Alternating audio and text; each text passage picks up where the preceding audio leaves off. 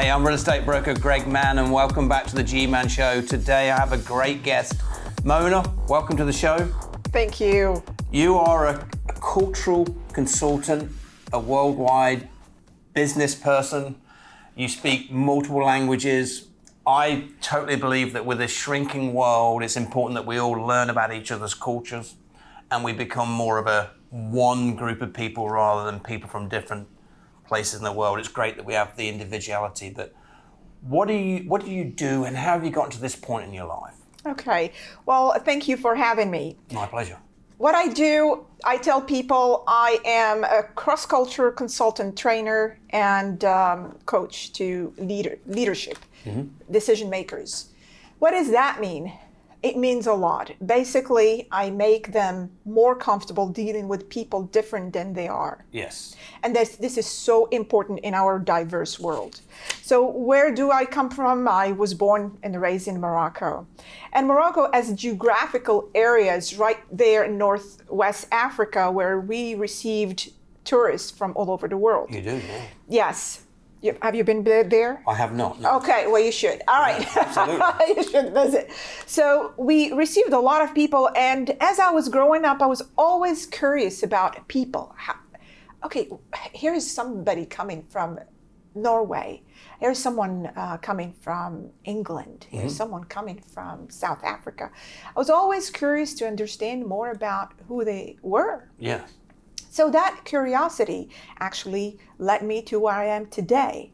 So after, at age 21, I came to the United States as exchange student, cultural exchange student. Yeah. And from there, I went to the University of Central Florida, studied political analysis on international relations. So that gave me a broader outlook on how does the world functions in terms of economy, in terms of geopolitical issues, yes. In terms of wars, in terms of so many things, religions, and so on and so forth. After that, I said, well, that sounds really good. I wanted to work for the government. Then I had an internship with a couple of congressmen and the World Trade Center, the United Nations, and then realized that was not for me. I'd rather be free, as I am free-spirited person. Why don't I go into entrepreneurship? So I opened my first business. It was a mortgage finance business. I ran it for 8 years. I had about 12 people working with me. I sold it to a different company. Then I went into the real estate. And then little by little, I started noticing that people were different. In every transaction, there was a different experience. How do people make decisions? In terms of negotiations, how do they negotiate? How do they communicate? How do they manage risk? How do they see investments overall? So I got to a level where I said, this is fascinating. I have to dig in more. So today, I am a licensed partner with for the Lewis model. It actually came out of England. Dr. Lewis, he's always a guest speaker at NATO, and they seek his guidance in all over Europe and Japan.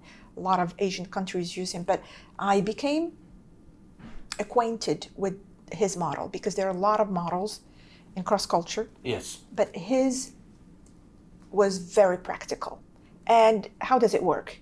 As a world, I mean, we have about 250 to 300 cultures in the world. There is no way you are going to understand every single, but his model put them into blocks, which makes it easier for anyone either training or speaking about the subject to convey the information to the listener or the attendees in a way where they can understand it. So I brought some material with me that I'm just really quickly showing you here. So these are the three models. The top one, these are the countries, if you can see them here, or viewers. These are the countries. We have multi-active cultures. These are people who are emotional, loquacious. they make decisions based on emotions, and their instinct. Then you have people who are leaner active, such as the United States. They're organized, and they like to make decisions based on educated thoughts. Then you have reactive cultures. Reactive cultures, a lot of them are about harmony in Asia. So how do we work with people? And as you go up the ladder, as you see the colors here, it makes it very much easy for people. As you go the ladder up or down, either or, you have blocks of cultures that automatically, we're thinking sometimes, we think that a culture is just a willy-nilly thing that just happened overnight. No, these are thousands and thousands of years of collected wisdom where we can derive the actions, the thoughts, and so on and so forth of those particular people coming from that particular land. For example, one day I was conducting a training, and a gentleman been here for 45 years, and he was originally from Nigeria. So I was working on the model and had that assessment where obviously I knew everything about whoever was present. And he said, well, I really don't believe in this culture. And he was guessing or doubting the power of culture on the individual or the person. Then when I gave them an exercise for negotiations, it enhanced his lifestyle and ability to negotiate and understand. He went back right to his roots. Yeah. And then he said, wow, this is powerful. Well, it really is, because honestly, coming from England, living in Europe, you look at the Middle East, you look at Europe, you look at the US, everybody does daily things differently. Certain gestures are accepted in certain areas, certain gestures are not accepted in other areas.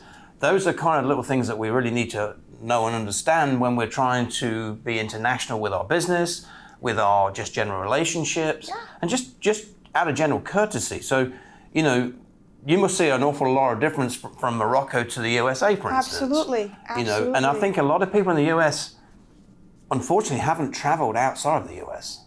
And that's the same in other countries too, but I see that a lot more here. I speak to a lot of people that haven't even left Florida, and they're missing out on a lot of things which you can enlighten people with them. Yes, you are absolutely correct. And just within the United States as a geography, because I have the world mapped already into cultures, but if I have a different map for national trainings, and it just lays out the United States based on culture active from their origins. Because obviously the United States is just an immigration process. It is. People arrived here earlier than others. So given that fact, knowing that fact, you got to go back to the roots. This region is this region. Pretty much I have an idea of what this region is about, and you just have to explain this to people to be ready when they have to communicate, when they have to lead. Yes. Now, leadership styles, I mean, I find it, and tomorrow I'm speaking about leadership styles, I find it to be outdated because for one reason, but the other reason is that people are taught leadership from one perspective, the Western perspective. While there are so many other leadership styles that we have to be aware of. Absolutely. To be successful. Yeah. I mean, there's not just one way to do things in the world. They're not. No. And 2.5 months ago, I received a call from a company, an HR company, where they had a huge problem with one of their managers. He was so good at what he did. I mean, he perfected the job, the process, and everything. But they had high turnovers. People were leaving. At first they couldn't understand. Yeah, they couldn't identify. But they realized that the problem is coming from this person. So they needed to find out what is it that they needed to do? How could they help him see where the problem was? So they reached out Okay, tell me more. Okay, what is the problem? We'll discuss it. Tell me more, tell me more. Okay, is this person from this part of the world? Yes. Well, it's obvious because you have two different styles. And if this one does not understand this one, and this group of people do not understand who this person is, you will have frictions, you will have problems, and you will always, regardless of what you do, you will always have problems. Yeah. So let me ask you this. If I'm running a big corporation and I would like you to come and talk to my upper management, my middle management, or just the whole group of people that we work with, how does someone get hold of you to do that? Yes, they can. It's easy. They can reach out to me either via email or phone, mona@monalu.net, the website at www.monalu.net. They can call me 407-947-5736. Easy to reach. Or LinkedIn. Awesome. Mona, we briefly touched on your passion for life and the different cultures in the world. For me, it's very, very important. I like diversity. I like to travel the world, like to understand people. So I want to thank you for taking the time to come over. I would definitely want you to come back on the show and let's get into some more depth of things. I think it's an important thing for everybody to learn. And I respect that you're out there teaching, training, and guiding people in this because it's extremely important. It is. And I want to thank you for being on the show. Thank you. I'm Greg Mann, broker owner of Greater Orlando Realty. This is the GMANN Show. Thanks for watching. We will be right back. Managing your investment property is as easy as 1, 2, 3. 1. Sign up at GoRent123.com. 2. Let Greater Orlando Realty handle everything for you when it comes to managing your property. From qualifying tenants to collecting rent, processing maintenance requests, and everything in between. 3. Sit back, relax, and count all that money you're making. Earning passive income on your property is as easy as 1, 2, 3 with Greater Orlando Realty. Visit GoRent123.com today. Hey, welcome back to the GMANN Show. Here with Laura Collins from First International Title. Laura, tell me what you do, tell me how you do it, and tell me how people get hold of you. Thank you. I am Laura Collins with First International Title. My phone number is 314-265-9000. And I always appreciate a text to get to know me.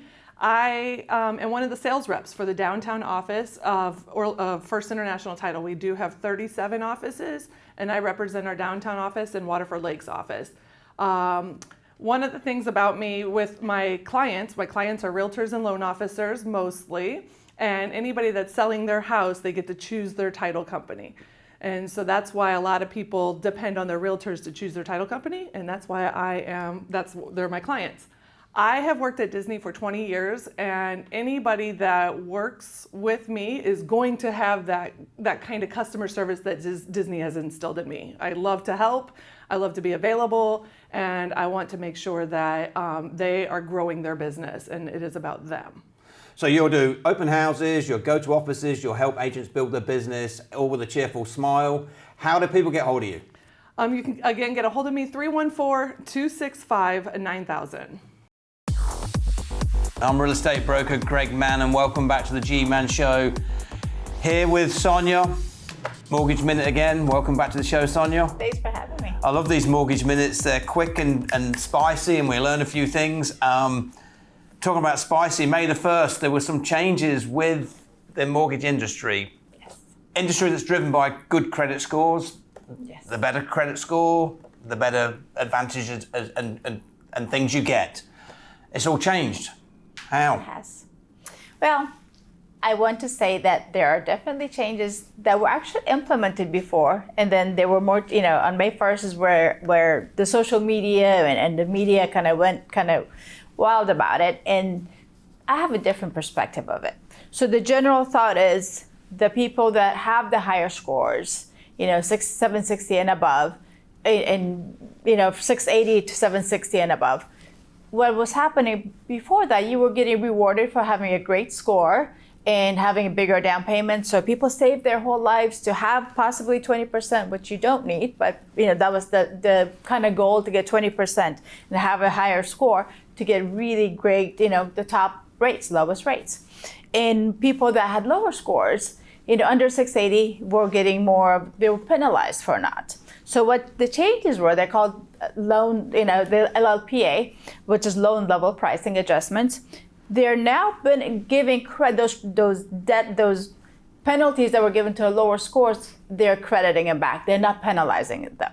And so I think it's an amazing thing because a lot of people couldn't buy homes. People that wanted to become homeowners didn't have the opportunities. Now where it's kind of like taking from the poor and giving it to taking from the rich, giving it to the poor. It's going to uplift, give them some confidence, knowing that the government is behind them, supporting them to become homeowners. There are a lot of people now that are able to get homes that couldn't before. So different perspective. If you have a higher score, your pricing will get adjusted some. So the thought is if you buy a $400,000 home, your monthly payment is roughly going to be $40 more.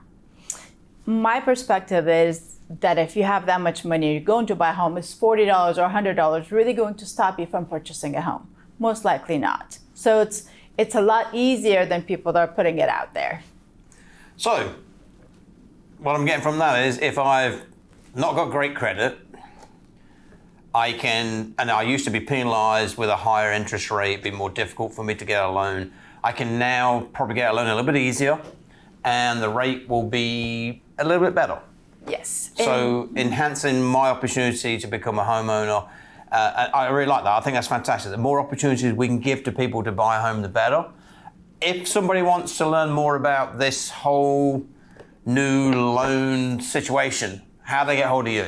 Well, they can always call me or even text me. My phone number is 407-403-8658. My website is loanswithsonia.com, and I'm all over social media as well. Well, thanks again for a great Mortgage Minute. I'm Greg Mann, real estate broker. Thanks for watching the GMANN Show. We'll be right back.